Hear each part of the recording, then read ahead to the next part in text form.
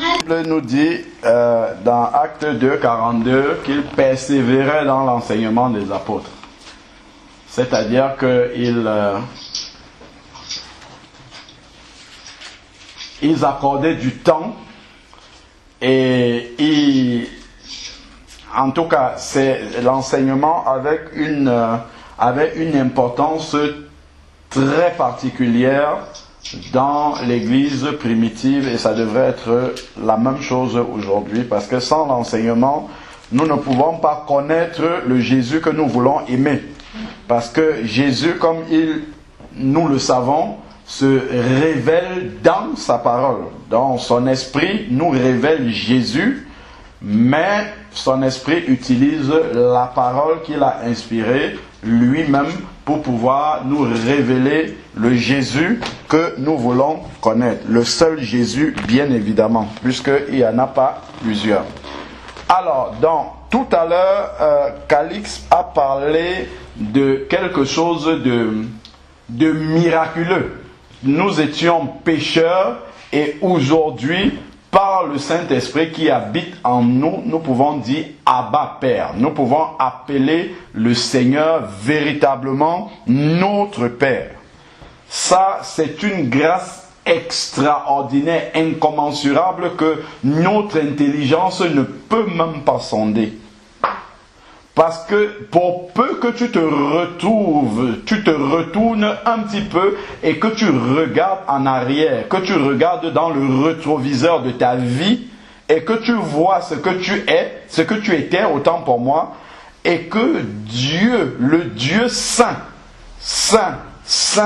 a daigné tourner son regard vers toi et t'accepte comme son enfant alors que tu étais haïssable, alors que j'étais haïssable, comme la Bible nous dit dans Ésaïe 53 au verset 6, nous étions tous errants. Errants, nous n'avions pas de direction, nous allions dans tous les sens et voilà que le châtiment qui nous donne la paix est tombé sur lui et aujourd'hui nous sommes ses enfants d'adoption. Amen. La Bible dit même que nous sommes des co-héritiers du trône. Imaginez-vous un peu le Dieu de gloire, le Dieu qui est assis dans les lieux très élevés, qui a tout créé, et il dit que nous sommes des co-héritiers du trône. Ça dépasse notre entendement. Devant cette réalité-là, de ce que Dieu dit que nous sommes devenus en lui, comment pouvons-nous encore nous considérer et même confesser de notre bouche que nous sommes des pauvres pécheurs? Avant de connaître Jésus, nous étions des pauvres pécheurs, effectivement, parce que nous ne pouvions pas nous en sortir du péché. Mais maintenant, au regard de l'œuvre de Jésus, au regard de ce que Jésus a accompli à la croix pour nous, dire que nous sommes de pauvres pécheurs, c'est ignorer l'œuvre de la croix. C'est remettre en question l'œuvre de la croix. C'est même nier l'œuvre de la croix. Et voilà pourquoi, avec l'apôtre Paul, je veux faire cette prière-ci pour nous. Éphésiens 1, verset 16. L'apôtre Paul, qui allait annoncer l'évangile et les gens se convertissaient, constatait que les bien-aimés qui avaient reçu Christ dans leur vie ne réalisaient pas encore ce qu'ils sont devenus en Christ. Et marchaient encore avec une idée de ce qu'ils étaient avant. Alors que cela est maintenant passé. L'apôtre Paul dit prie, ce n'est même pas dit, il prie. Il dit dans Éphésiens 1, verset 16, il dit, donnez-moi. Alors, dans la prière de l'apôtre, il dit, je ne cesse... D'abord, il introduit en disant, je ne cesse de rendre grâce pour vous. Maintenant, je fais mention de vous dans mes prières. Et qu'est-ce qu'il demande dans ses prières? Afin que le Dieu de notre Seigneur Jésus-Christ, le Père de gloire, vous donne un esprit de sagesse. Il demande un esprit de sagesse. 1. Ensuite, et de révélation, qui vous le fasse connaître. Je reprends encore. Il demande un esprit de sagesse et de révélation qui vous le fasse connaître. Donc on a besoin vraiment de l'aide du Saint-Esprit pour qu'il nous révèle véritablement qui nous sommes devenus en Christ. Et il dit au verset 18, qu'il illumine les yeux de votre cœur. C'est-à-dire que la lumière du Saint-Esprit instruise notre intelligence, ouvre notre intelligence. Pourquoi? Afin que vous sachiez. Donc le problème, c'est que on ne sait pas certaines choses. On ignore certaines choses. Ce n'est pas parce qu'on voit encore se manifester dans notre vie certaines choses qu'on va confesser que nous sommes des pauvres pécheurs. Vous allez voir que la parole de Dieu dit le contraire. Nous ne sommes pas des pauvres pécheurs. Je sais que c'est quelque chose qui est couramment confessé dans les milieux chrétiens, couramment admis par des chrétiens, mais ça c'est un mensonge du diable. Nous ne sommes plus pauvres d'abord, et puis nous ne sommes plus des pécheurs. Puisque 1 Jean 3, versets 9 et 10 dit bien que celui qui est né de Dieu ne pratique pas le péché. Un pécheur pauvre, c'est quelqu'un qui vit de manière naturelle, habituelle dans le péché. Mais nous ne sommes plus cela. Donc il ne faut plus confesser ce que nous étions avant. Nous sommes devenus, on peut crier bien sûr à Dieu pour que Dieu vienne au secours de notre faiblesse lorsqu'il nous arrive d'être faibles, mais nous ne devons pas confesser que nous sommes des pauvres pécheurs, parce que là ça serait comme si Jésus n'a rien accompli à la croix. Verset 18, il dit qu'il illumine donc, qu'il nous instruise afin que nous sachions quoi? Quelle est l'espérance qui s'attache à son appel? Il nous a appelés et nous avons répondu. Nous étions élus et maintenant nous avons répondu à cet appel-là. Le Seigneur nous a fait entrer dans la bergerie. Regardons ce qui suit.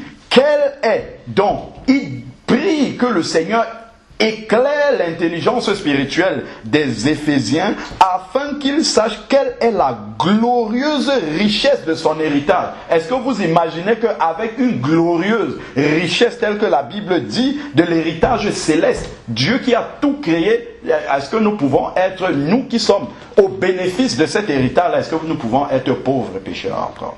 Il y a quelque chose qui est dissonant là-dedans. Il y a quelque chose qui ne coïncide pas avec ce que la parole de Dieu dit. Nous ne sommes pas des pauvres pécheurs. Ensuite, et de son héritage au milieu des saints. Verset 19. Et quelle est la grandeur surabondante de sa puissance envers nous qui croyons selon l'action souveraine de sa force. Donc l'apôtre fait une prière afin que les Éphésiens réalisent qui ils sont, parce que ils avaient reçu le Seigneur, et bien ça s'adresse aussi à nous, bien souvent aussi des enfants de Dieu qui ont reçu Jésus, mais on a du mal parce que le souvenir de qui nous étions est toujours présent alors que Dieu a effacé nos péchés et ne s'en souvient plus. Comme dit Ésaïe chapitre 43 verset 25. J'effacerai leurs crimes, leurs iniquités, je ne m'en souviendrai plus. C'est effacé. Donc nous continuons encore à nous voir comme nous étions avant et ça nous amène à confesser dans notre bouche des choses que Jésus a déjà réglées. Éphésiens 2 maintenant, verset 22. Éphésiens chapitre 2, verset 22. En lui, nous savons qu'en nous, nous n'avons rien du tout. Oui, en nous, nous sommes pauvres pécheurs. Mais maintenant, nous sommes en Christ. C'est pour ça qu'il dit en lui. C'est parce que nous sommes en lui que nous ne pouvons pas nous appeler des pauvres pécheurs. En lui, vous aussi, vous êtes édifiés ensemble pour être l'habitation de Dieu en esprit. Est-ce que Dieu, le Dieu créateur de l'univers, peut habiter à l'intérieur de quelqu'un qui est un pauvre pécheur? Non, pas du tout. Ah, c'est pas vrai. C'est pas vrai. Quand il vient, en même temps, cette identité ancienne là s'en va directement par son esprit. Amen. Prenons maintenant 2 Corinthiens chapitre 8 verset 9. 2 Corinthiens chapitre 8 verset 9. Car 2 Corinthiens 8 verset 9 dit: car vous connaissez la grâce de notre Seigneur Jésus-Christ qui pour vous s'est fait pauvre. Attention, il s'est fait pauvre de riche qu'il était, afin que par sa pauvreté vous soyez enrichis. Jésus s'est fait pauvre pour que nous soyons enrichis. Et aujourd'hui, nous confessons encore que nous sommes pauvres. Non, ça veut dire que nous ignorons quelque chose. Nous sommes enrichis en Christ. C'est comme si Jésus avait fait débiter son compte bancaire pour que le nôtre soit crédité. Donc, si le nôtre est crédité, nous ne pouvons plus dire que nous sommes pauvres, à moins que nous ignorons effectivement que notre compte est crédité. Évidemment, si peut-être tu vas consulter le solde de ton compte et que tu vois que ton compte est à découvert, disons, et donc tu te considères comme étant pauvre, tu n'as rien, ou bien il est à zéro tout simplement, tu n'as rien. Entre-temps, on te fait un virement d'une somme faramineuse. Si tu ignores que c'est sur ton compte, tu vas continuer à mendier ton pain dehors alors que ton compte est blindé. Si tu ne le sais pas, effectivement, tu vas continuer à dire: ah, ouais, est-ce que vous pouvez me prêter ci, est-ce que vous pouvez me prêter ça? Mais le jour où tu vas aller demander à la banque, c'est quoi le solde de mon compte? Quand on va te dire ce qu'il y a là, tu vas tomber à la renverse. Et c'est ce que nous ignorons. Il ne s'agit pas de marcher orgueilleusement et dire: voilà, maintenant nous sommes riches. C'est une grande responsabilité. C'est juste de réaliser ce que le Seigneur a déjà fait pour nous et de marcher dans cette réalité-là. C'est ça maintenant la question. Si nous prenons Romains chapitre 8 verset 2. Romains chapitre 8 verset 2.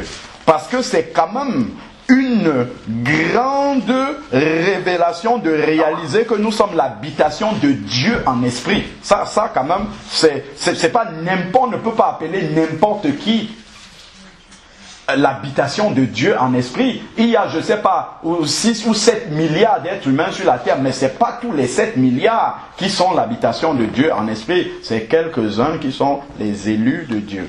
Voilà. Et ceux-là ne sont pas pauvres du tout. Amen. Dans Romains 8, verset 2, il dit: nous étions pauvres pécheurs, c'est vrai. Mais qu'est-ce qu'il dit ici dans Romains 8, verset 2? Il dit en effet: la loi de l'esprit de vie en Jésus-Christ m'a libéré de la loi du péché et de la mort. M'a libéré, m'a délivré. Je suis délivré du péché. Parce que avant, je ne pouvais pas me défaire du péché. Je ne pouvais pas m'empêcher de pécher. Oui, dans ce cas, j'étais pauvre. Quand on dit que quelqu'un est pauvre de lui, c'est que c'est quelqu'un qui est littéralement lié par la chose et il ne peut rien pour s'en défendre. Là, on dit que oui, pauvre de lui, parce qu'il ne peut rien faire pour sortir de là. Si on ne vient pas l'aider, mais le Seigneur l'a déjà fait. Nous ne sommes plus pauvres parce que, effectivement, par rapport, pour ce qui concerne le péché, nous savons ce qu'il faut faire pour ne pas rester là-dedans. Et il est écrit ici: il m'a libéré. Ce n'est pas il va me libérer, c'est qu'il m'a libéré déjà. En effet, la loi de l'esprit de vie en Jésus m'a libéré du péché et de la mort. Quelque part dans la parole de Dieu, l'apôtre Paul va dire: marchez selon l'esprit et vous n'accomplirez pas les œuvres de la chair. Donc si tu marches par l'esprit, c'est ça, l'esprit de vie en Jésus, tu ne vas pas marcher dans le péché. Donc tu sais ce qu'il faut faire pour ne pas marcher dans le péché, tu as la solution. Donc, effectivement, tu n'es pas un pauvre pécheur. Amen. Parce que tu peux t'en sortir. Si je prends maintenant Romains 6, on tourne une page derrière. Romains 6, verset 6 nous dit, nous savons que notre vieille nature, la vieille nature, l'être ancien que nous étions, qui est matérialisé par la chair qui habite en nous maintenant, cette vieille nature-là est celle qui nous conduisait à pécher, qui nous conduisait à marcher dans le péché, qui nous conduisait à être vaincus par le péché.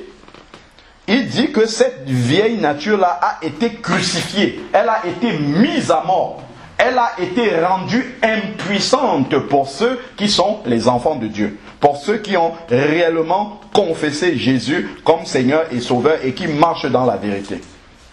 Donc, elle a été crucifiée avec lui. Donc, 2000 ans en arrière, quand Jésus mourait à la croix, notre chair était déjà crucifiée. C'est juste quand vous voyez les pécheurs qui sont là dehors, qui ne se sont pas convertis, qui ne sont pas venus au Seigneur, la loi du péché agit dans leur vie parce qu'il faut d'abord qu'ils viennent au Seigneur afin que ce qui s'est passé il y a 2000 ans s'accomplisse dans leur vie aujourd'hui, à l'instant où ils reçoivent Jésus comme Seigneur et Sauveur. Et qu'est-ce qu'il dit? Notre vieille nature a été crucifiée dans un but. Elle n'a pas été crucifiée juste comme ça parce qu'il fallait la crucifier. Il dit, afin que ce corps de péché, justement, la nature que nous avions, qui nous conduisait à marcher systématiquement et de façon totalement, impuissante par rapport au péché, afin que ce corps de péché soit réduit à l'impuissance. C'est pour ça que la chair est crucifiée, pour qu'elle n'incite plus le corps de péché que nous avons à marcher dans le péché. Donc, Dieu, il a dit tout à l'heure que Jésus s'est fait pauvre afin que nous soyons enrichis. Donc, Jésus a fait tout cela pour que nous passions de pauvres pécheurs, effectivement, que nous étions, et que ce péché-là soit crucifié, afin que maintenant, il reste dans l'impuissance et que nous ne soyons plus esclaves du péché. Être esclave du péché, ça veut dire être un pauvre pécheur. C'est ce que ça veut dire ici.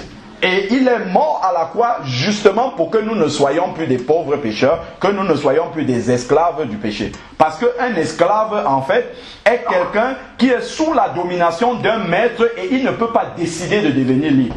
Il n'a pas le moyen par sa propre, de son propre chef d'obtenir sa liberté. Il faudrait que quelqu'un lui donne sa liberté, que son maître lui donne sa liberté, ou que quelqu'un d'autre vienne le racheter. C'est comme ça qu'on faisait. Ceux qui étaient au temps de l'esclavage, un maître esclavagiste qui avait besoin peut-être de personnes plus costaudes pouvait aller sur rencontrer un autre maître qui a des esclaves plus costauds et acheter les esclaves qui lui manquaient. Donc il rachetait cela et il devenait ses esclaves. Nous étions esclaves du diable, effectivement pauvres pécheurs, parce qu'on ne pouvait pas acheter cette liberté-là. Et le Seigneur a payé afin que, de pauvres que nous étions, que nous soyons enrichis et quittes du péché, comme la Bible dit. Quitte du péché, ça veut dire nous ne devons plus rien au péché. Voilà ce que la Bible nous dit. Et si nous regardons dans Éphésiens 1, verset 3, qui rappelle encore l'identité que nous avons en Christ et que nous devons confesser et ne jamais laisser quiconque ou quoi que ce soit, comme l'apôtre Paul le dit aux Galates, se remettre sous un joug quelconque à confesser ce qui le Seigneur a déjà réglé. Alors, c'est comme si vous avez commis un crime, un vol. En tout cas, vous avez fait quelque chose, vous avez enfreint une loi pénale de la société et on décide de vous mettre en prison. Par contre, on dit, voilà, il y a une caution de telle somme qui doit être payée. Si cette somme-là n'est pas réglée, vous allez en prison pour payer effectivement le mal que vous avez fait à la société. Un bienfaiteur vient, il paye cette dette-là, vous êtes bon, vous avez été déféré, vous attendez là-bas d'avoir éventuellement l'argent ou bien de piger votre somme. Un bienfaiteur vient, il paye la rançon. Il dit, bon voilà, c'est combien qu'il faut pour sa caution. On dit, c'est telle somme. Il donne la somme. Et puis il s'en va. Peut-être vous n'êtes pas au courant que la caution a été payée. Vous restez tranquillement dans la prison et vous continuez à prier pour demander que Dieu permette que quelqu'un vienne payer cette rançon-là. Mais en fait, la caution a déjà été payée. Il faut sortir. Il faut confesser que tu es libre maintenant. Que tu n'as plus rien à payer pour sortir de là. Parce que ça a déjà été réglé. Voilà, en fait, ce qui s'est passé en Christ. Et ici, nous lisons dans Éphésiens 1, verset 3. Béni soit le Dieu et Père de notre Seigneur Jésus qui nous a bénis. Oh, tu ne peux pas être pauvre et béni en même temps. C'est deux, ça sonne faux. Les deux, ça marche ensemble en fait. Il dit, qui nous a, c'est pas qui va, c'est qui nous a bénis de toute bénédiction spirituelle dans les lieux célestes en Christ. En plus, quand on lit Éphésiens 2, verset 6, où il nous est dit qu'il nous a fait asseoir avec lui dans les lieux célestes en Christ. Si tu es un pécheur, tu ne peux pas entrer dans les lieux célestes. Ça, c'est sûr. Pire encore, si tu es un pauvre pécheur, il dit, Éphésiens 2, verset 6, il nous a ressuscités ensemble et fait asseoir ensemble dans les lieux célestes en Christ, afin de montrer dans les siècles à venir la richesse, voilà, la richesse, cette richesse-là dont nous avons hérité spirituellement, bien entendu, nous avons hérité de cette richesse-là, et c'est une richesse surabondante de sa grâce par sa bonté envers nous, en Jésus-Christ. Tout est en Jésus-Christ. Nous sommes pauvres en nous-mêmes, mais en Jésus, nous sommes riches et il faut le prendre par la foi. On ne parle pas de richesse matérielle, sinon ça n'aurait absolument aucune valeur. Alors, maintenant, 2 Corinthiens chapitre 5, verset 17, un verset que nous connaissons par cœur, dit, si tu es en Christ, tu es une nouvelle créature.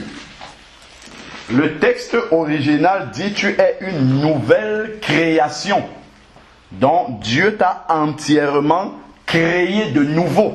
Donc ça c'est quelque chose que tu dois recevoir par révélation. Parce que souvent, on le confesse bien des fois, ça sort toujours de notre bouche, mais on ne réalise pas qu'est-ce qu'il y a derrière cela. Spirituellement, qu'est-ce que ça suppose? Quand il dit nous sommes une nouvelle création, quand Dieu a créé le monde dans Genèse 1, il n'a pas dit pour créer la terre, il faut que j'aille chercher un atome à gauche, un deuxième atome à droite, je mélange les deux et ça va donner le... Jamais il n'a utilisé absolument aucune matière première préexistante pour créer le monde. Il a créé le monde à partir de ça. Parole. Il a confessé une parole et les choses qui n'existaient pas sont venues à l'existence. C'est-à-dire qu'elles ont été totalement créées nouvellement. Tout était neuf. Il n'a pas créé le monde à partir du vieux, à partir de quelque chose de préexistant. C'est la même chose quand il dit nous sommes une nouvelle créature. Certes, physiquement, nous sommes là, nous sommes toujours la même personne, mais notre esprit a été totalement créé de nouveau. Notre esprit est exactement comme celui à l'image de Jésus. Parce que nous savons que Adam, à la base, a été créé à l'image de Dieu, mais cette image-là a été déformée par le péché et Jésus est venu mourir pour rétablir justement cette image-là. Et ça, on la reçoit par la foi déjà dans l'esprit, clairement, entièrement, au moment où nous naissons de nouveau. Et ensuite, il faudrait que cette image retrouvée là, qui est l'image de Dieu, qui est déjà vraie dans notre esprit, puisse descendre maintenant au niveau de l'âme et se manifester dans nos sentiments, dans nos émotions, dans notre volonté et ensuite sur notre corps à l'extérieur. Amen. Donc, avant que cela ne se matérialise, 2 Corinthiens 5, verset 17, Si on le confesse seulement, si on le dit seulement de notre bouche comme ça va être comme un slogan d'un parti politique qui dit, voilà, bon, on donne un slogan comme ça, mais il n'y a rien de concret derrière. Mais avant que ce verset-là puisse devenir une réalité dans la vie de quelqu'un, il faut qu'il passe préalablement par une étape qui est celle de régler d'abord la vie passée. Parce qu'il a dit, si quelqu'un en Christ, il est une nouvelle créature, les choses anciennes sont passées. Mais les choses anciennes ne passent pas comme ça miraculeusement. Il y a un travail à faire d'abord pour que les choses anciennes passent effectivement. Le Seigneur va faire passer ces choses-là, mais avant qu'elles ne passent, il faut que tu les règles. C'est pour ça qu'on a dit effectivement qu'un baptême sans repentance est sans valeur, absolument aucune valeur devant le Seigneur. Parce que la vie ancienne est toujours là, elle est toujours présente, alors que le baptême même symbolise la mort de l'ancienne vie. Mais si on n'a pas réglé le problème de l'ancienne vie, elle est toujours présente. Donc, le baptême qu'on est en train de faire ne représente rien. Ce n'est pas une réalité qui est en train de se manifester extérieurement, puisque l'ancienne vie continue à exister. Alors, donc, passer par la repentance pour régler le problème de l'ancienne vie. Et nous savons bien, Proverbe 28, verset 13, qui nous parle de la vraie repentance. Celui qui cache ses transgressions ne prospère pas, mais celui qui les confesse et qui les délaisse et qui les abandonne, oui, lui, il obtient miséricorde. Donc, c'est en confessant nos péchés, non seulement dire au Seigneur, je reconnais, mais prendre l'engagement d'abandonner, de se séparer. Et c'est ça qui va faire que la nouvelle vie puisse commencer. C'est ça qui va faire que, effectivement, la nouvelle vie puisse se manifester. Donc, lorsqu'on parle d'abandonner dans la repentance, il y a la confession et l'abandon du péché. Lorsqu'on parle d'abandonner, il y a deux réalités dans ce mot abandonner-là. Il y a deux réalités. La toute première réalité, c'est que tu ne peux pas abandonner quelque chose si tu n'as pas la volonté d'abandonner. D'abord, il faut avoir la volonté d'abandonner. Seigneur, je veux. Si dans ton cœur, il n'y a pas cette vérité-là que tu veux réellement abandonner, la vie passée, le péché et tout ce que cela comporte, jamais la nouvelle vie ne va s'installer. S'il n'y a pas ta volonté, parce que Dieu ne va jamais te forcer, jamais, jamais, jamais de la vie.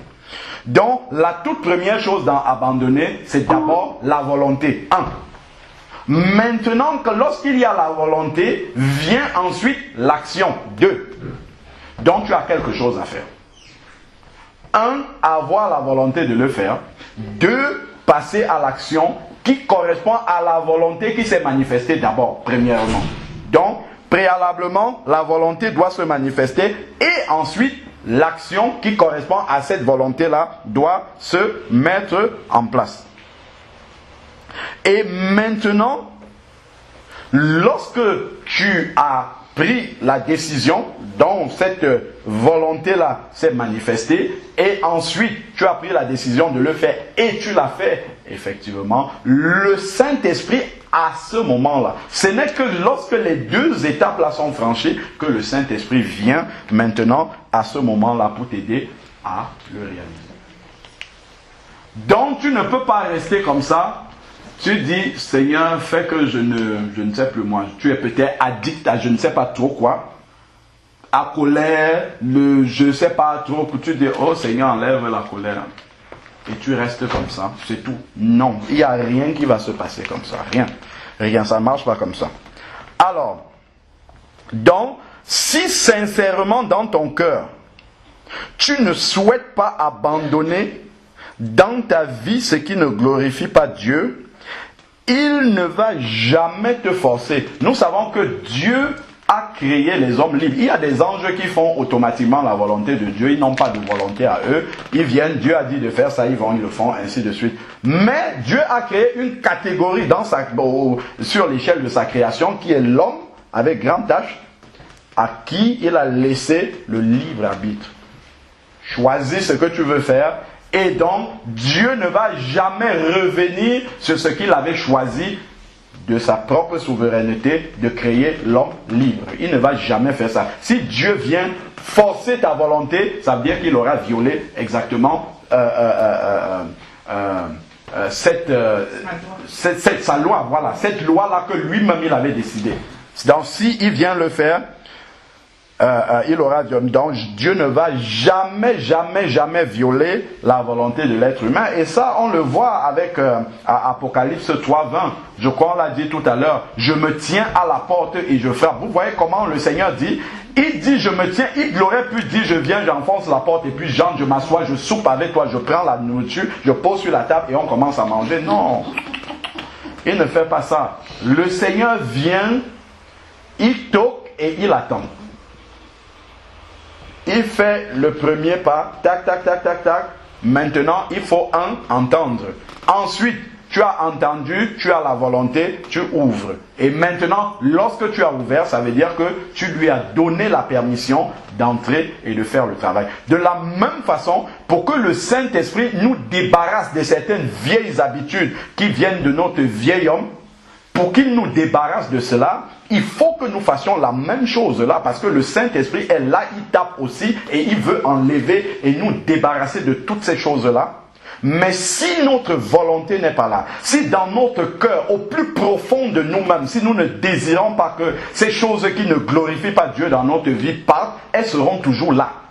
Si je veux conserver l'animosité vis-à-vis de mes bien-aimés, mes frères et sœurs, ça restera toujours. Si je veux garder ça en moi, ça sera toujours là. Mais si j'ai décidé, si je dis Seigneur, maintenant je ne veux plus que cela soit là, ça partira. Le Saint-Esprit viendra et il enlèvera ça.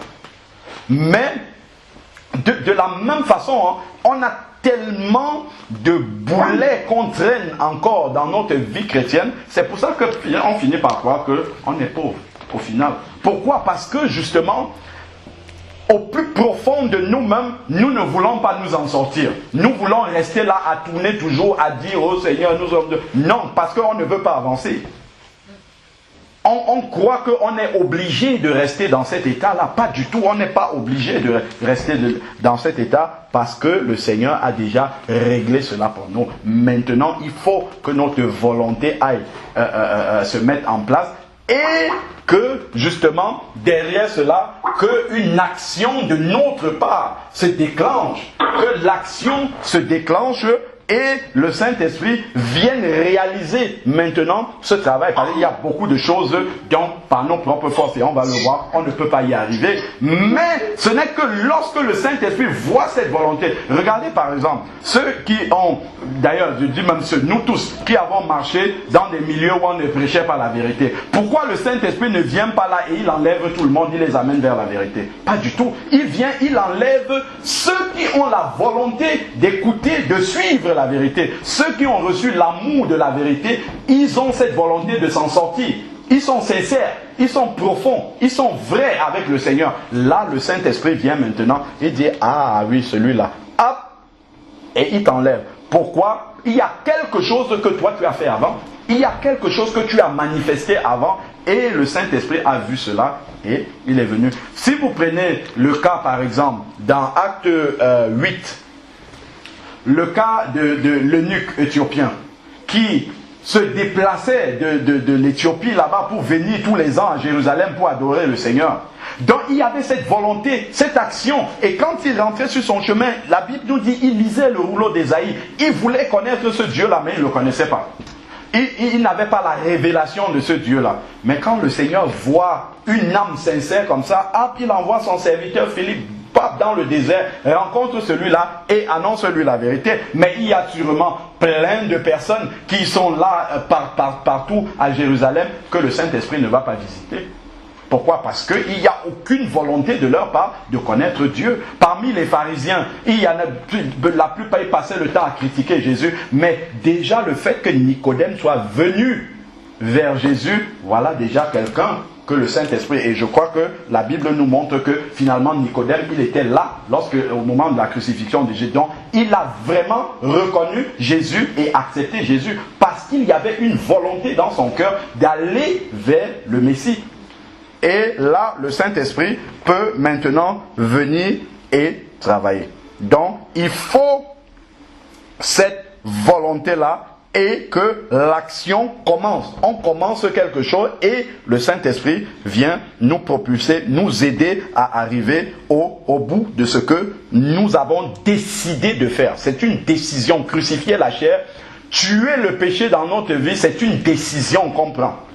C'est un engagement qu'on prend et on s'y tient. Donc si on n'a pas pris une décision d'en finir avec ces choses-là, le Seigneur ne va jamais prendre la décision à notre place. Et d'ailleurs, il ne va même pas nous forcer. Alors, c'est pour ça qu'on rencontre, il y a des personnes, d'ailleurs la plupart même, je dis toujours il y a des personnes, mais c'est quelque chose qui est assez courant. On fait des prières, dans la prière on dit constamment, oh, je veux changer. Dans la prière, on dit, Seigneur, pardonne-moi de ceci, pardonne-moi de cela, change-moi, parce qu'on a la conscience que ce qu'on fait, effectivement, ne glorifie pas Dieu. Mais quand on confesse ça de nos lèvres, est-ce que réellement, au plus profond de nous, on veut que ça devienne une réalité? Est-ce qu'on veut vraiment que le Seigneur nous débarrasse de ce qu'on dit là? Quand tu dis, Seigneur, pardonne-moi parce que je me suis énervé aujourd'hui, pardonne-moi parce que ceci, est-ce qu'on veut vraiment que le Seigneur enlève ça? Ou on préfère que la chair continue à se manifester comme ça, puisque après, ça nous permet de rester à l'aise et d'être bien? Est-ce qu'on préfère cet état de défaite-là? Réellement, je parle au plus profond de nous. Ça, c'est quelque chose qui s'adresse à chacun personnellement, sa conscience devant Dieu. Est-ce qu'on veut rester dans cet état-là ou est-ce qu'on veut réellement s'en sortir? Et donc, souvent, lorsqu'on est en train de dire ça, mais au plus profond de nous, on ne veut pas changer. On n'a pas la sincère volonté que le Seigneur nous débarrasse définitivement de ces choses. Parce que nous avons tellement été habitués à marcher de cette façon-là que c'est devenu normal en fait. Les choses qui ne plaisent pas à Dieu, c'est devenu quelque chose de tellement normal qu'on a même fini par admettre comme faisant partie de notre personnalité, alors que Dieu n'est pas d'accord avec ça. Et souvent, les paroles de nos prières, c'est juste par motif de conscience qu'on le dit, parce qu'on sait que Dieu n'agrée pas ça. Dieu n'agrée pas cela, donc bon, on le dit comme ça par motif de conscience, parce qu'il faut bien que ça sorte de notre bouche, que Dieu se dise qu'on a quand même la volonté de sortir de là, parce qu'on sait que c'est pas bien, mais en réalité, Dieu sonde les reins et les cœurs, et il sait que ça ne nous dérange pas du tout d'être dans cet état-là. Parce que si le Dieu voit vraiment que ça nous embête, ça nous dérange d'être dans cette situation-là, tout de suite, il va envoyer le Saint-Esprit venir nous aider à nous en sortir. Et souvent, comme il n'y a pas cette volonté-là de couper radicalement, on a souvent dans notre cœur comme ça un désir inavoué de continuer à entretenir ces choses qui ne glorifient pas Dieu dans nos vies. On ne peut pas le reconnaître. Parce qu'en tant que chrétien, reconnaître tout ce que l'apôtre cite là, la calomnie, je ne sais pas trop, dans Pierre, tout ce qu'il nous demande d'abandonner, toutes ces choses-là, on ne peut pas avouer que vraiment on s'y plaît, parce que ça nous pose un problème de conscience. Mais en réalité, ça ne nous dérange pas tant que cela. Alors, donc, ce que nous devons savoir, c'est que si au plus profond de nous-mêmes, il n'y a pas ce désir-là de se séparer, de couper avec ce que Dieu n'agrée pas, Dieu ne viendra pas à notre secours. C'est parce que la sincérité est dans notre cœur et le profond désir d'y arriver que le Seigneur va venir nous aider. Et ça, on voit dans la vie de l'apôtre Paul. Au travers de Romains 6, Romains 7 et Romains 8, l'apôtre Paul nous montre les différentes étapes en fait par lesquelles passe le nouveau converti. L'étape où il se rend compte, il a conscience de la nouvelle créature qu'il est, la volonté de s'en sortir Et que finalement, le constat qu'il fait, effectivement, c'est que par ses propres forces, il ne peut pas y arriver. Mais pour crier comme l'apôtre Paul crie, c'est dans Romains 7, verset 24, regardons comment l'apôtre Paul crie à Dieu.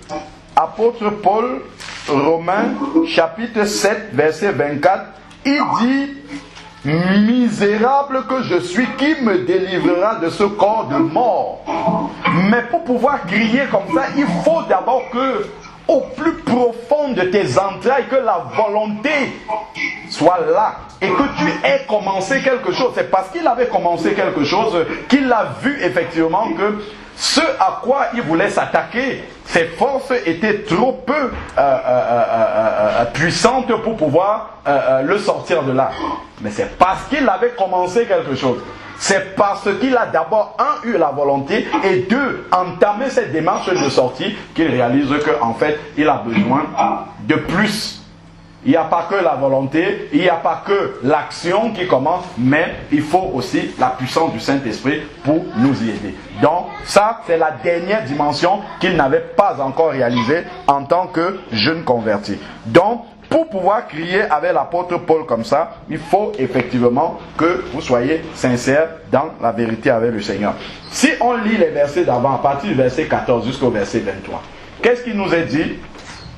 Nous savons en effet que la loi est spirituelle. Donc, la volonté de Dieu pour notre vie, la manière dont il veut que nous marchions, c'est quelque chose de spirituel.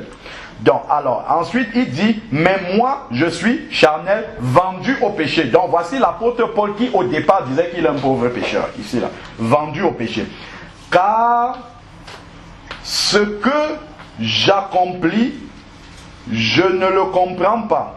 Ce que je veux, je ne le pratique pas. Ce que je veux, vous avez vu? Donc il y avait déjà une volonté. Dans vouloir, il y a la volonté. Ce que je veux, donc il voulait bien faire. La question maintenant c'est, est-ce que tu veux bien faire?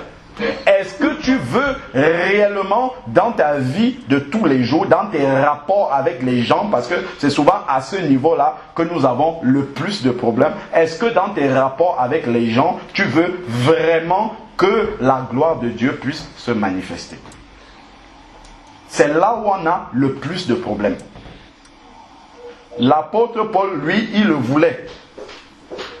Mais il voyait qu'il n'arrive pas à pratiquer ce que sa volonté veut. C'est-à-dire qu'il veut la chose, la volonté est là, l'action commence, mais il voit qu'il y a autre chose qui doit intervenir. Mais ce que je hais, donc il haïssait le fait de marcher d'une façon qui ne glorifie pas Dieu. Il avait la haine du péché. Il avait la haine. C'est ce qu'il dit. Il dit ce que je hais, mais ce que je hais, voilà ce que je fais. Donc lui-même, il avait conscience et il haïssait cela. La question maintenant, c'est que est-ce que nous haïssons la manière dont nous marchons qui ne glorifie pas Dieu? Ça, c'est une belle grosse question, ça. Et ça, c'est le témoignage que nous sommes réellement convertis. La Bible nous dit, je crois c'est dans 1 Jean, que si je confesse que j'aime Jésus et que je hais mon frère, ma soeur, ça veut dire que je suis encore dans les ténèbres. Et la Bible dit que je suis un menteur. Un menteur, voilà, c'est ça. C'est-à-dire, je me mens à moi-même. Donc, voilà ce que la Bible dit. Nous devons marcher dans la lumière. 1 Jean chapitre 2 va dire que si nous marchons dans la lumière, ce n'est que dans ce cas-là que nous sommes mutuellement en communion. On a parlé de communion tout à l'heure, d'intimité avec Dieu. Ce n'est que si nous marchons dans la lumière, c'est-à-dire avec la conscience que Dieu est présent avec nous partout et voit tout ce que nous faisons et donc voit les efforts que nous faisons pour nous en sortir. Là, nous sommes en communion. Même s'il nous arrive de chuter, même s'il nous arrive de ne pas manifester pleinement cette volonté de Dieu, mais au moins il voit que nous faisons cet effort-là. Et là, maintenant, le Saint-Esprit va venir. Alors, continuons. Verset 16.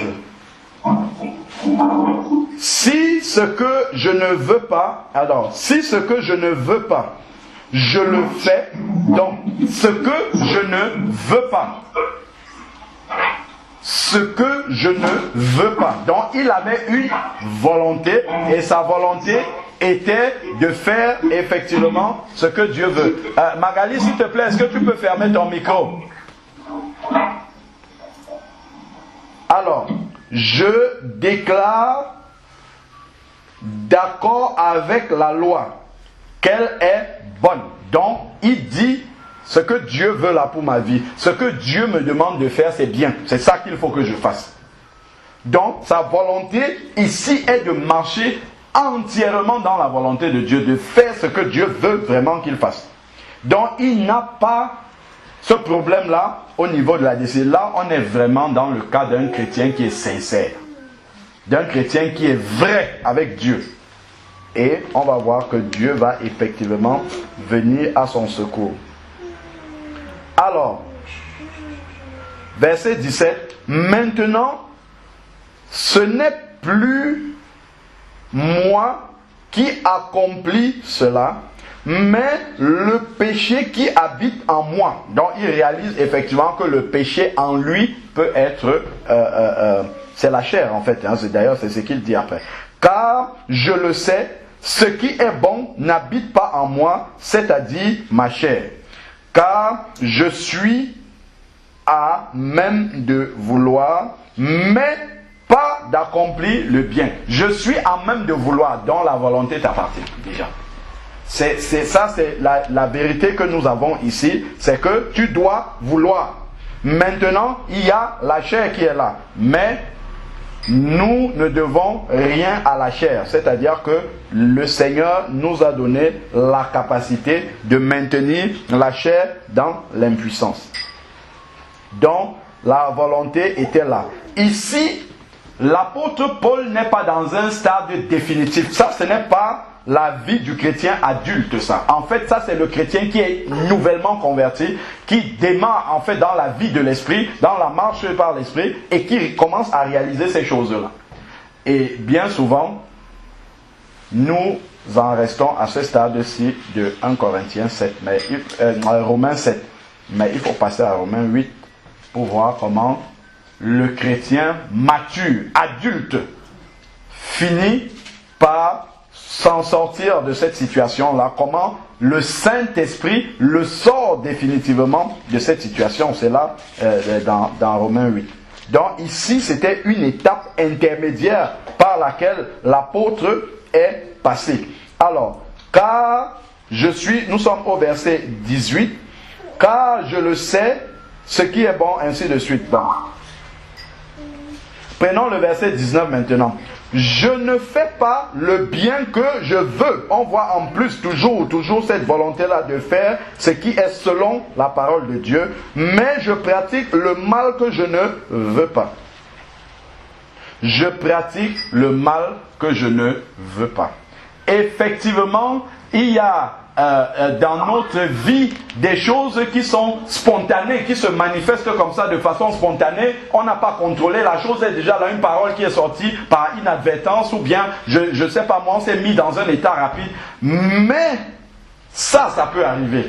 Mais seulement, on ne peut pas entretenir cela. On ne peut pas rester dans cet état-là. Si on reste dans cet état, c'est que nous ne voulons pas justement faire ce que Dieu veut.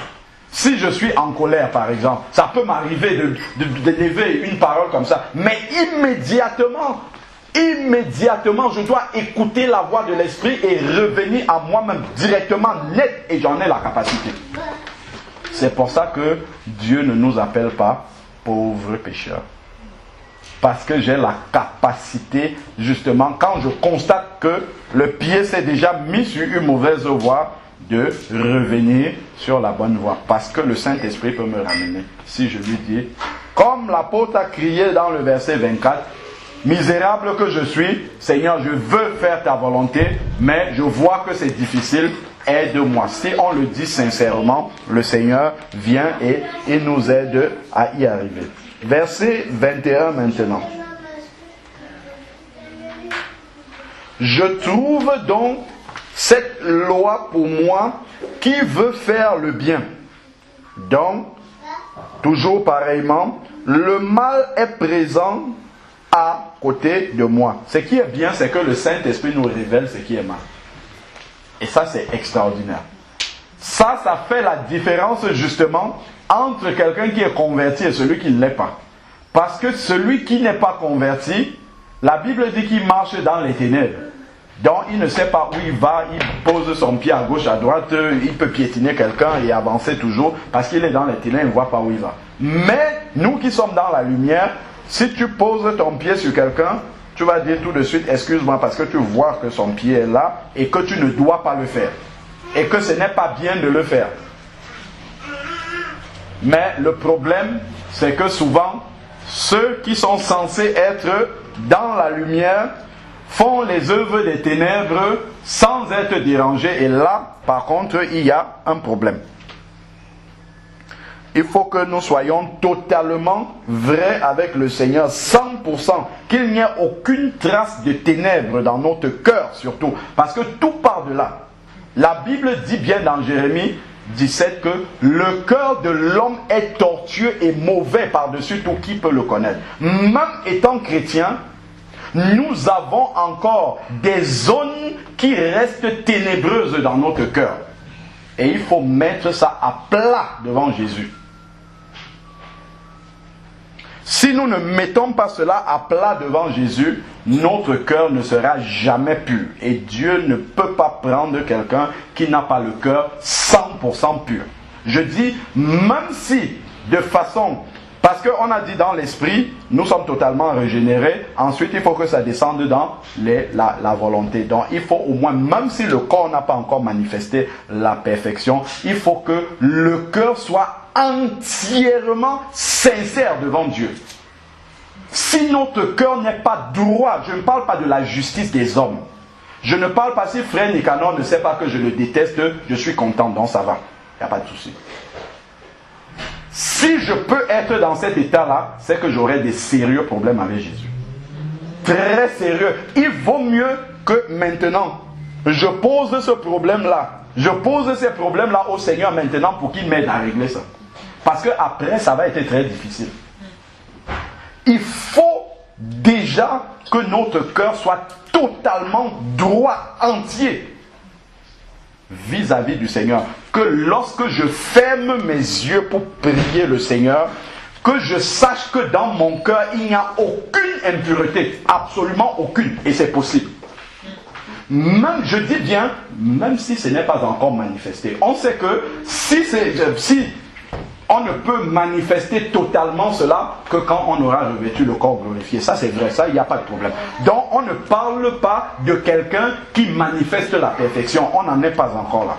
Mais on parle déjà de la volonté qui est dans ton cœur. Qu'il n'y ait rien entre toi et Jésus. Et on a vu dans Matthieu 25 où le Seigneur a dit à chaque fois, si tu donnes un verre d'eau au plus petit d'entre mes frères, c'est à moi que tu l'as fait. S'il a faim, tu lui donnes à manger, c'est à moi. S'il était en prison, tu lui as rendu visite. S'il était malade, tu allais le soigner, ainsi de suite. C'est à moi que tu le fais. Donc, justement, quand nous disons qu'il ne doit avoir rien entre Dieu et moi, ça veut dire qu'il ne doit avoir rien entre mon frère, ma soeur et moi. Rien du tout qui ne dépende de toi. Effectivement, si c'est que, comment dire, tu dois avoir fait la démarche entière pour qu'il n'y ait rien. Si l'autre retient quelque chose contre toi, bon ok, d'accord, ça c'est de son côté. Mais quand tu fermes les yeux devant le Seigneur, tu sais qu'il n'y a rien dans ton cœur sur lequel Jésus peut dire, ici, là, tu ne veux pas. Ici, ça dépend de toi et tu ne l'as pas fait. Si tu as ta conscience tranquille, entière devant le Seigneur par rapport à ça, c'est bien, c'est ce que Jésus veut. C'est le premier pas. Et maintenant, il va amener par son esprit la manifestation à l'extérieur. Dans ce qu'on peut faire maintenant pour que la vérité qui est déjà dans notre cœur puisse maintenant se manifester à l'extérieur. Mais on a besoin de cette sincérité-là vis-à-vis du Seigneur, d'être totalement dans la lumière. Donc si on n'est pas dans la lumière par rapport au Seigneur, ça c'est sûr que nous sommes en train de marcher sur une mauvaise voie. Je crois que c'est David qui disait au Seigneur d'examiner et de voir s'il est sur une mauvaise voie et de le ramener. Examiner. Et ce qu'il y a, c'est que David n'avait pas le Saint-Esprit, c'est la différence. Enfin, il avait l'Esprit parce que c'est un des patriarches, sporadiquement, comme on sait que l'Esprit se posait sur les prophètes, sporadiquement, ils annonçaient la parole de Dieu, mais il n'était pas le temple du Saint-Esprit comme nous le sommes aujourd'hui. Donc la différence, c'est que lui demandait au Seigneur d'examiner, mais nous avons l'Esprit de Dieu qui est là en nous. Donc ce n'est même pas ailleurs que l'examen doit venir. Si tu te mets comme ça dans la prière devant le Seignur tout de suite, même sans se mettre dans la prière, puisque le Saint-Esprit est là pour témoigner du péché. Donc tout de suite, nous savons, ça là, ça c'est pas bon. Ça, je peux vraiment dans mon cœur, Seigneur, j'ai décidé, je ne veux plus, je veux que ça s'arrête maintenant. Seigneur, aide-moi à manifester cela à l'extérieur. Alors maintenant, il dit, car, verset 22, je prends plaisir à la loi de Dieu. Donc, il veut vraiment mettre dans mon fort intérieur, je prends plaisir à la loi de Dieu dans mon fort intérieur. Voilà ce qu'on était en train de dire, au plus profond de lui. Mais je vois dans mes membres. Donc maintenant, le problème pour lui, c'était à l'extérieur. C'était de manifester cela à l'extérieur. Donc le problème n'a jamais été à l'intérieur du cœur de l'apôtre. Donc, si on a un problème à l'intérieur du cœur, ça veut dire qu'on a déjà un souci dans la conversion même, dans la marche en nouveauté de vie, on a déjà un problème là-dessus. Parce que le problème que l'apôtre pose ici, Romains 6, Romains 7 et la solution Romains 8, c'est qu'il n'y a pas de problème au niveau du préalable de la conversion. Il parle de quelqu'un qui est totalement, entièrement et vraiment converti au Seigneur, 100% dans le cœur. On voit dans la démarche de l'apôtre qu'il n'y a aucune ambiguïté dans son cœur de vouloir marcher totalement dans la volonté de Dieu. Maintenant, le problème, ça va être de manifester cela à l'extérieur. Donc, puissions-nous déjà régler les problèmes qui sont à l'intérieur de notre cœur. Ça sera la toute première démarche déjà, prendre la décision.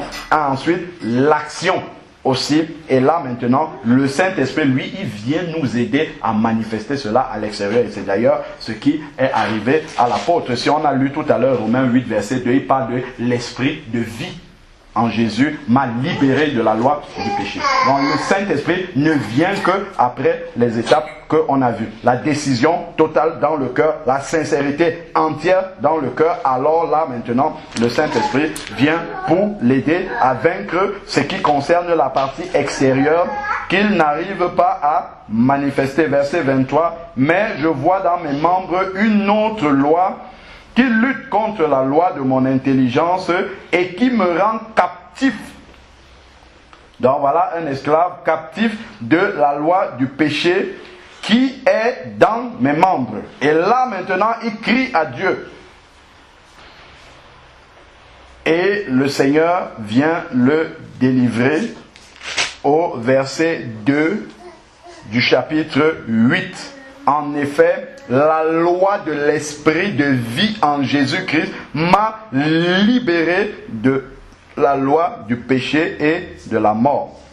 Car, chose qui était impossible à la loi, je suis au verset 3 du chapitre 8 de Romains, parce que la chair la rendait sans force. Dieu en envoyant à cause du péché, son propre Fils dans une chair semblable à celle de péché, a condamné le péché. Voilà, il a condamné le péché dans la chair. Donc avant même que le péché ne se manifeste à l'intérieur, le péché est déjà condamné dans la chair. Donc il n'est pas obligé de se manifester à l'extérieur. Puisque la Bible dit qu'il est condamné dans la chair, avant qu'il ne se manifeste, il est déjà condamné. Donc ça c'est la révélation que nous devons avoir sur la nouvelle nature que nous avons revêtue en Christ.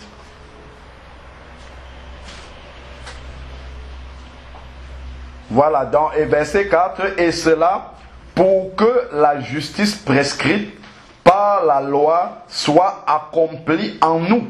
Que la justice soit accomplie en nous.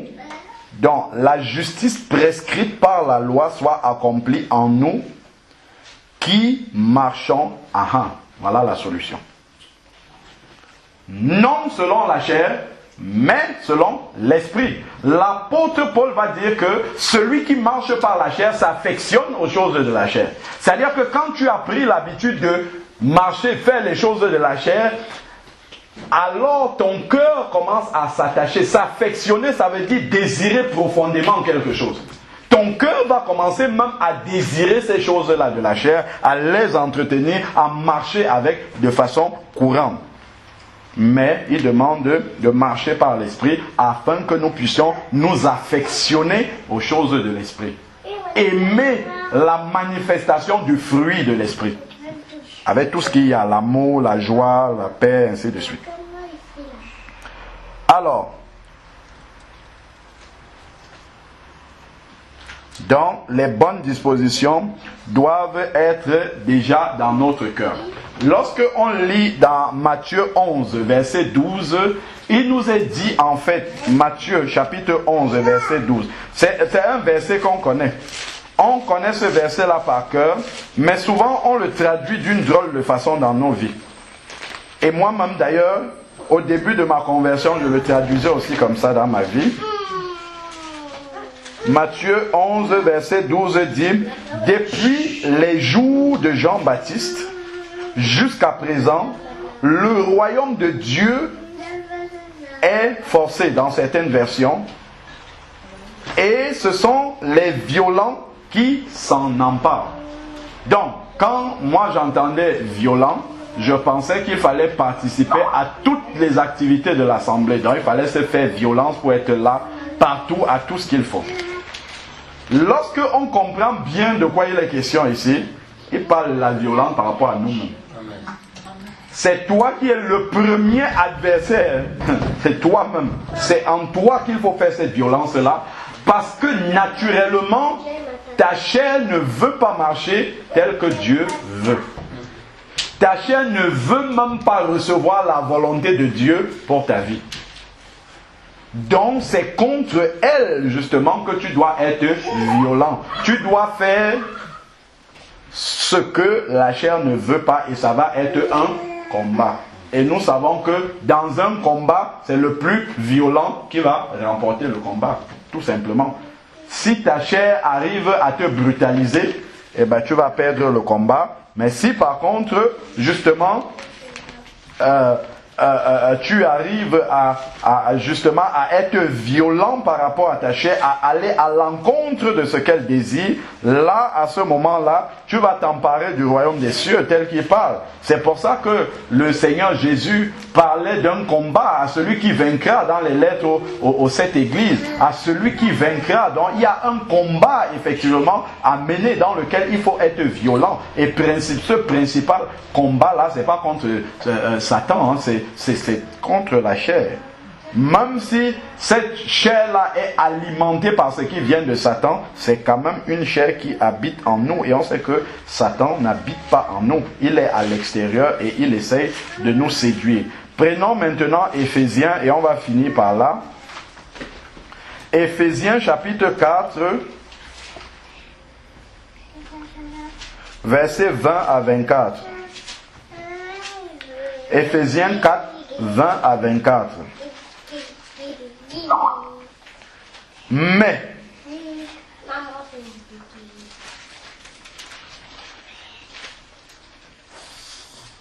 Mais vous, avant ça, il parle de personnes au verset 19 qui ont perdu tout sens moral, qui se sont livrées au dérèglement et à toute espèce d'impureté jointe à la cupidité. Donc on parle des personnes qui font des choses que Dieu n'agrée pas. Et il dit mais. Donc le verset commence par un mais, c'est-à-dire par opposition à eux. Donc vous ne devez pas être dans la même démarche qu'eux. Mais vous, Ce n'est pas ainsi que vous avez appris à connaître Christ. Donc, plus justement, nous grandissons dans la révélation de Jésus, plus nous aurions envie de lui ressembler. Et forcément, pour ressembler à Jésus, il faut de plus en plus se débarrasser de ce qui ne lui ressemble pas dans nos vies. C'est aussi simple que cela. Si tu prends deux portraits, tu vois, voilà, il y a le portrait de Bernadette qui est là et le portrait de Solange Claire. Si tu veux que Solange Claire ressemble maintenant à Bernadette, il faut que tu commences à enlever des parties de Solange Claire qui ne sont pas conformes au visage de Bernadette et que tu remplaces les parties du visage de Bernadette par ce que tu as enlevé sur Solange Claire. Au final, tu auras le même dessin. Tu auras la même image, le même portrait. Et c'est la même chose avec le Seigneur. Nous voulons lui ressembler, nous désirons lui ressembler. Plus nous grandissons dans la révélation de Jésus. Ça serait une contradiction de dire que je connais de plus en plus le Seigneur se révèle de plus en plus à moi, mais de façon troublante dans notre vie personnelle, dans notre désir personnel. Il n'y a pas cette recherche-là d'être comme le Seigneur veut que nous soyons, c'est-à-dire comme lui, tout simplement. C'est un vrai contraste. Alors, donc, continuons. Verset 20. Donc, vous avez appris à connaître Christ. Verset 21 maintenant. Il dit, si du moins vous avez entendu parler de lui. Donc, ici, il y a un si. C'est-à-dire que celui qui ne veut pas marcher comme Christ, celui qui ne veut pas ressembler à Christ, celui qui ne veut pas se débarrasser dans sa vie de ce qui ne ressemble pas à Christ, on peut comprendre que c'est que soit il n'a pas entendu parler de Christ, c'est la seule raison, la seule possibilité que l'apôtre pense qui peut justifier cela. Mais tu ne peux pas être né de nouveau, tu as reçu l'Esprit de Christ et tu ne veux pas dans ta vie personnelle ressembler à Christ, réagir comme Christ, marcher comme Christ a marché. Alors il dit, et si vous avez été instruit en lui, ou alors tu n'as pas entendu parler de Jésus, ou alors on ne t'a pas enseigné la parole de Jésus. Tu n'as pas été instruit en lui.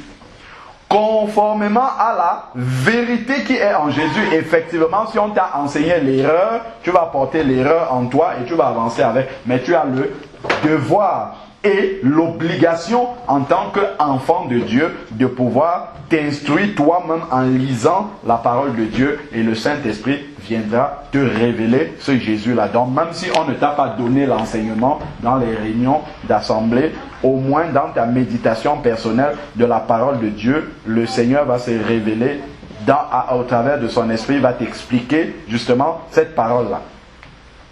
Qu'est-ce qu'il dit maintenant? Conformément à la vérité qui est en Jésus, qu'est-ce que ça suppose? C'est-à-dire,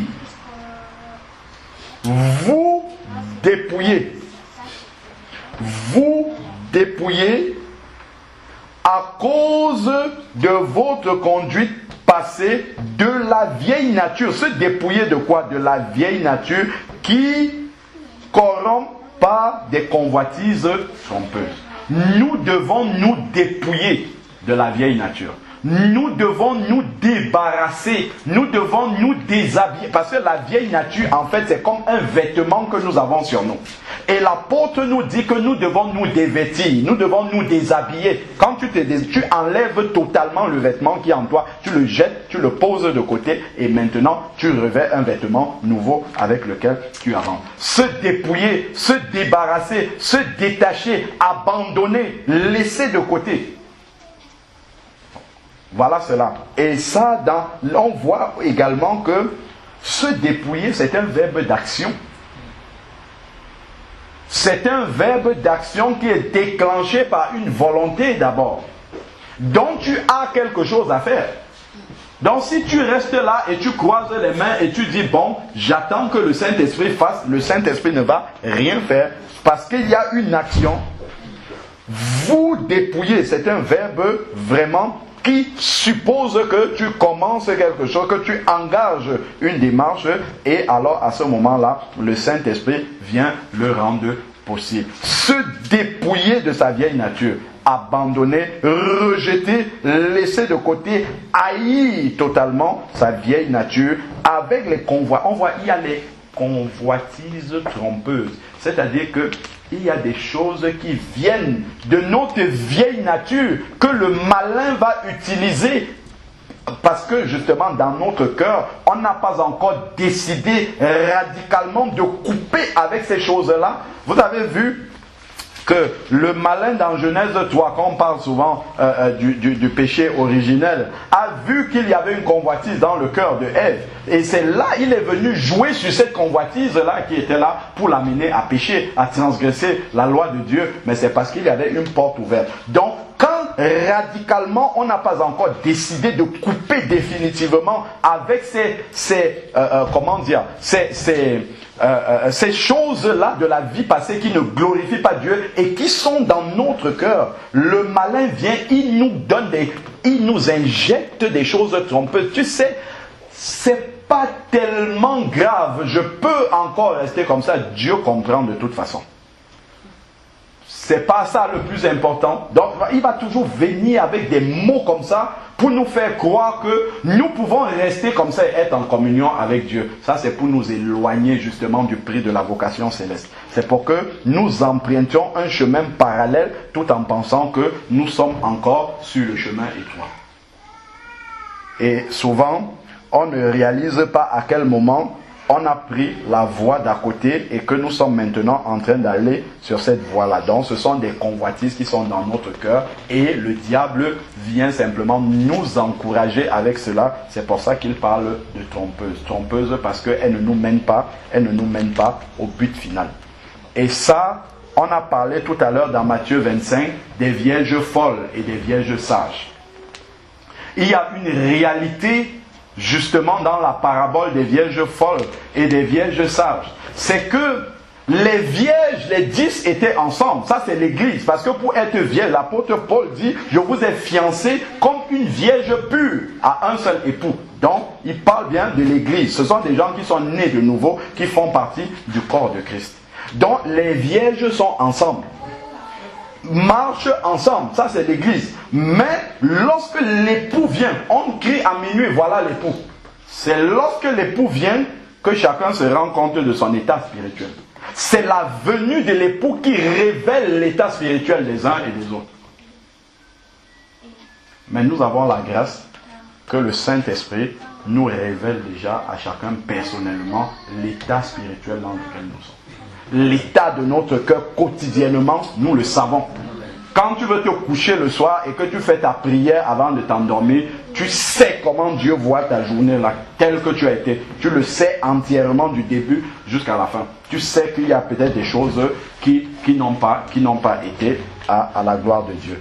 Donc, les vierges folles, justement, ont attendu le dernier moment pour penser que c'est à ce moment-là qu'on peut se mettre en règle à faire les choses que Dieu voulait depuis longtemps que nous réglions dans notre vie. Mais à ce moment-là, le Seigneur dit, je ne te connais pas.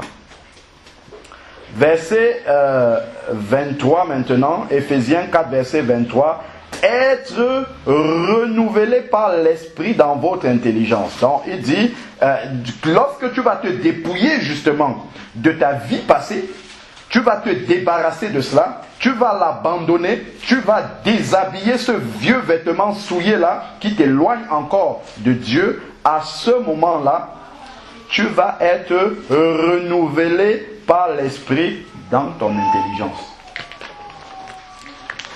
Parce que la Bible dit bien que c'est notre péché qui nous cache la face de Dieu. Donc le péché va toujours être une barrière entre Dieu et moi. Maintenant, il dit et revêtir la nature nouvelle. Pour mettre un vêtement sur vous, il faut qu'il n'y ait pas un autre vêtement avant. C'est ça. Il faut d'abord enlever le vêtement souillé pour mettre le nouveau vêtement sur toi. Comme Jésus a dit qu'on ne prend pas du vin nouveau pour mettre dans de vieilles outres. On prend nouveau nouvelle outre, et puis là on met du vin nouveau là-dedans.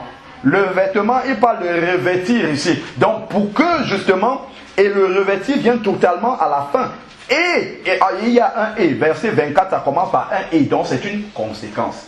C'est lorsque je me suis débarrassé, dépouillé, abandonné de cette vie passée, de la manière dont je concevais les choses et que je faisais les choses, et ainsi de suite. C'est quand j'ai mis tout cela de côté, lorsque j'ai décidé de m'en sortir, alors là maintenant, je peux, le vêtement étant enlevé, il est souillé, je l'ai posé de côté. Là maintenant, je peux enfiler le nouveau vêtement, revêtir la nature nouvelle. Et il nous donne une indication très précise de la façon dont cette nature nouvelle-là, cette nature qui peut faire la volonté de Dieu, cette nature qui peut marcher comme Dieu veut que nous marchions, il dit comment elle est faite. Elle a été créée selon Dieu d'abord. Donc à la ressemblance de Dieu, cette nature-là. Elle a été créée selon Dieu. Donc Dieu l'a fait conformément. Dieu ne peut pas faire quelque chose à son image et cette chose-là ne peut pas marcher dans sa volonté. Ça serait complètement absurde. Mais elle a été créée selon Dieu. On a encore le verbe créer ici, nouvelle créature. Donc il a créé cette nature-là qui est entièrement nouvelle, qui peut faire sa volonté. Et elle a été créée selon Dieu dans une justice. Donc nous pouvons marcher dans la justice de Dieu. Et une sainteté que produit la vérité. Donc pour marcher dans la sainteté, qu'est-ce qui va nous faire marcher dans la sainteté? C'est la vérité. C'est la vérité qui produit justement cette sainteté-là, cette marche dans la sainteté. Mais la vérité, lorsqu'elle nous est donnée, il faut qu'elle soit admise. Il faut qu'elle soit acceptée dans un cœur honnête et bon. Parce que lorsque on m'annonce la vérité, je peux décider. D'ailleurs, le Seigneur, on a dit ça tout à l'heure, le Seigneur nous a laissé libres. Je peux accepter cette vérité, comme je peux refuser de marcher dans cette vérité. Et souvent, on refuse d'y marcher, mais de façon inavouée. On n'avoue pas que c'est ça qu'on préfère faire. Donc ce n'est que lorsque la vérité est admise, acceptée dans un cœur honnête et bon, qu'on reconnaît son état, que alors à ce moment-là, maintenant, on peut marcher dans la sainteté. Et ce n'est que l'Esprit de Dieu qui peut nous aider à marcher dans la sainteté. Mais cet esprit-là ne vient nous aider effectivement que lorsque on s'est déjà dépouillé, débarrassé de l'ancienne vie. Et maintenant, le Saint-Esprit vient simplement manifester cette nature nouvelle créée selon Dieu dans une justice. D'ailleurs, je ne vais pas paraphraser cela parce que je n'ai pas retenu entièrement le dernier verset de Éphésiens. Éphésiens 4, c'est le verset 24. Voilà. Donc, cette nature nouvelle créée dans une justice et une sainteté que produit la vérité. Voilà. Donc, c'est cette vérité-là acceptée dans le cœur. Un cœur honnête et bon, c'est ce que la Bible dit, honnête, c'est-à-dire que nous devons être sincères, vrais, 100% devant Dieu. C'est pas un homme qui peut, ou une femme qui peut juger de notre honnêteté devant Dieu, c'est Dieu lui-même. C'est Dieu lui-même. Les gens, ils peuvent penser de nous ce qu'ils veulent.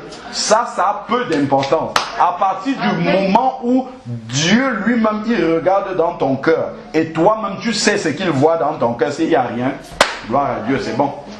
C'est ça qui est le plus important. Le reste a très peu d'importance. Donc, peu importe comment on te voit, peu importe ce qu'on dit de toi, si tu es 100% dans la lumière, déjà dans ton cœur, vis-à-vis du Seigneur, c'est ce que Dieu te demande. Parce que la suite lui appartient, de manifester cela au travers de son esprit. Seigneur Père, nous voulons te bénir encore de la richesse de ta parole.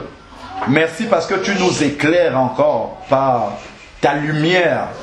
Cette parole-là qui est une lumière qui éclaire notre sentier et qui nous rappelle encore aujourd'hui, Seigneur Père, comment est-ce que nous devons entrer dans ce plan que tu as pour nos vies, maintenant que tu nous as rachetés, maintenant que tu as fait de nous tes enfants. Seigneur Père, tu veux que nous marchions, Seigneur Père, selon l'homme nouveau, selon cette nature nouvelle qui a été créée selon toi, à ta ressemblance, Seigneur Père. C'est cela même que tu veux que nous manifestions. Seigneur, je te bénis de ce que tu as fait de nous, le temple de ton esprit. Ton esprit, nous sommes devenus l'habitation de ton esprit, Seigneur Père, qui nous révèle à chaque fois l'état même de notre cœur vis-à-vis de toi. Seigneur Père, que s'il y a des zones d'ombre encore dans mon cœur, Seigneur Père, que tu puisses me le révéler afin que, Seigneur Père, que je crie à toi, que tu nettoies et que je marche vraiment comme tu veux que je marche, Seigneur Père. Je te prie également pour tous mes bien-aimés qui sont là, ceux qui sont en ligne, ceux qui sont présents, Seigneur Père, que la même lumière, Seigneur Dieu, ce même phare puisse envoyer les pleins feux, Seigneur Père, dans notre cœur, dans chacun des cœurs, Seigneur Père, afin que nous discernions ce qui n'est pas à ta gloire, que nous le mettions en règle devant toi et que nous marchions, que nous vivions vraiment dans cette nature nouvelle que tu avais créée, Seigneur Père, pour que nous puissions être comme toi-même tu es, parce que c'est cela ta volonté. Tu as donné les apôtres, les prophètes, les docteurs, les évangélistes, les apôtres, Seigneur Père, afin que nous puissions, Seigneur, atteindre la stature parfaite qui est la tienne, la stature de Christ. Père, c'est ça ton but. Et c'est ça que nous voulons également, Seigneur Père. Nous courons vers la manifestation de cette nature-là. Seigneur, continue à nous garder sur ce chemin étroit. Au nom de Jésus-Christ. Amen. Amen. Amen. Frère Alain Patrick a dit par rapport au livre de Matthieu. Matthieu 11, verset 12. Où on dit: depuis l'époque de Jean-Baptiste jusqu'à présent, le royaume des cieux est assailli avec force et des violents s'en emparent. S'en emparent, oui. Donc, par rapport à ça, j'ai aussi un passage que j'aimerais partager un peu avec vous. Le frère Alain a dit c'est une violence contre nous-mêmes. C'est-à-dire violence contre notre propre nature. Et dans le livre de Romains 8, verset 7, dans le livre de Romains 8, verset 7, ça nous montre notre nature, la nature avec laquelle nous devons lutter, nous devons faire violence. Le Seigneur dit dans le livre de Romains 8, verset 7, en effet, la nature humaine tend à la révolte contre Dieu, parce qu'elle ne se soumet pas à la loi de Dieu et qu'elle n'en est même pas capable. Amen. Nous voyons donc que notre nature est faite dans ce sens qu'elle doit toujours désobéir au Seigneur. Elle doit toujours obéir à Dieu. Et désobéir à Dieu. Notre nature est faite dans ce sens qu'elle doit désobéir à Dieu. Et nous devons lutter. C'est pour ça qu'on dit que c'est les violents qui s'en accaparent. Parce que nous devons faire violence à notre propre nature. Faire violence à nous-mêmes déjà. À nos désirs. Derrière chaque geste, derrière chaque parole qu'un enfant de Dieu, que quelqu'un, pas enfant de Dieu ou pas, derrière chaque geste que quelqu'un pose, derrière chaque parole que quelqu'un prononce, derrière quoi que ce soit, il y a toujours un esprit. Il y a toujours un esprit derrière quelque chose. Et nous savons que dans ce monde, il y a deux esprits. Amen. Il y a l'esprit de Dieu et il y a l'esprit de l'autre. Amen. Quand tu poses un acte qui vient de l'esprit de Dieu, ça, on sait que ça vient de Dieu. Amen. Quand tu viens un acte qui est poussé par l'esprit de l'autre, on sait que ça, c'est de l'esprit de l'autre. Donc, nous, quand nous sommes quand le Seigneur a dit, votre corps est le temple de mon Saint-Esprit. Et quand nous posons un acte, si c'est réellement un acte qui vient du Saint-Esprit, ça se sait, ça se voit, ça se sait. Quand c'est un acte qui ne vient pas du Saint-Esprit, ça se sait aussi. Donc, ce qui fait que réellement nous devons, le Seigneur a encore dit, renonce. Il faut d'abord celui qui veut me suivre, qui renonce à lui-même. Nous devons renoncer à notre nature. renoncer à notre nature et suivre réellement et nous revêtir de la nature du Christ. C'est pas facile, c'est dans le livre de Romains, il dit que nous en sommes incapables. Mais c'est Jésus-Christ seul qui peut nous donner cette force-là, de vaincre tout ça. Il n'y a que Jésus-Christ qui peut nous donner vraiment cette énergie possible, capable, qui peut. Et dans le combat que nous menons tous les jours, dans ce que nous faisons aujourd'hui, nous venons ici tous les jours, nous prions, nous avons le devoir de ressembler à Jésus-Christ. Amen. C'est ça même le but d'être chrétien, c'est de ressembler à notre Maître, qui est Jésus-Christ, d'être des disciples parfaits. Amen. C'est quand on nous regarde, qu'on ne voit pas de taches sur nous, que nous serons sans tache ni ride. Nous devons être des disciples accomplis. Que quand on nous voit dans ce que nous faisons, dans ce que nous parlons, dans nos agissements, qu'on voit en nous les fruits de l'Esprit. Amen. L'Esprit de qui? Du Saint-Esprit, l'Esprit de Dieu. Qu'on voit en nous les esprits de Dieu. Donc, comme je disais tout à l'heure, il y a deux esprits dans ce monde qui guident, qui dominent ce monde. L'Esprit de Dieu. Mais nous savons que l'Esprit qui est en nous est plus fort que l'Esprit qui est l'Esprit de l'autre. Amen. Et vraiment, il n'y a que avec l'Esprit. Nous, chaque acte que nous posons, nous devons le poser c'est-à-dire guidé par l'Esprit de Dieu. Amen. Et comme il le disait, c'est la vraie bataille, c'est une vraie guerre. Nous devons faire violence à nous-mêmes. N'ayons pas peur, n'ayons pas honte, c'est la violence à nous-mêmes contre nos propres désirs. Amen. Parce que nous croyons en Dieu, nous croyons en Jésus-Christ, mais est-ce que nous adhérons à ce que Jésus nous dit là? Est-ce que nous adhérons? Nous connaissons peut-être, est-ce que nous connaissons réellement Dieu? On vient à Jésus parce que Jésus nous donne des choses. Nous lui demandons ceci, il nous donne. Mais ne regardons pas, n'ayons pas ce regard-là sur Jésus. Enlevons ce regard de donneur-là en Jésus, c'est Jésus-Christ. Que nous n'ayons pas toujours ce regard que quand ça ne va pas, on va vers lui. Oui, c'est vrai, il nous demande ça aussi. Ça, c'est vrai. Mais cherchons à connaître Jésus pour ce qu'il est. Amen. Pour ce qu'il est. Amen. Déjà que moi, en tant que Bamileke, qu'est-ce qui se passait avant? Moi, quand j'avais un petit souci, j'allais au village pour faire les coutumes. Parce que je croyais que la malédiction et tout, mais aujourd'hui, c'est fini là, je ne fais plus. Amen. Pourquoi? Parce que Jésus a tout pris sur la croix pour moi. Amen. Je dois le voir par rapport à ça, par rapport à ce sacrifice qu'il a fait pour moi sur la croix là. Amen. Je dois connaître Jésus par rapport à ça. Amen. Par rapport à ce sacrifice sur la croix, par rapport à tout ce qu'il fait pour moi, par rapport à tout cet amour qu'il me donne là. Je dois me dire non, cette chair là, je dois la crucifier. Amen. Pour vraiment ressembler à Jésus-Christ. Par rapport à tout ce qu'il a fait pour moi, je dois crucifier cette chair. Je dois renoncer à moi-même pour ressembler réellement à Jésus-Christ. Je dois tout faire pour être comme Jésus-Christ. Et c'est pas facile. C'est un chemin, comme il a dit, c'est très étroit. Et quand on sait que le chemin est étroit et qu'il y a beaucoup de monde qui le bouscule, alors là, c'est pas facile. C'est là, c'est des coups de coude, c'est tout. Et là, on doit lutter pour renoncer à nous-mêmes. On doit renoncer à nous-mêmes, il l'a dit. Renoncer à vous-même. Vraiment, ce passage-là, quand il a dit, il faut faire violence à nous-mêmes, c'est nous-mêmes qui sommes... nous sommes nos propres ennemis. Nous sommes nos propres ennemis. Et puis, bon, Jésus-Christ, comme il a dit, Jésus ne peut pas te séparer de ce que tu aimes, comme dit souvent la sœur Ruth.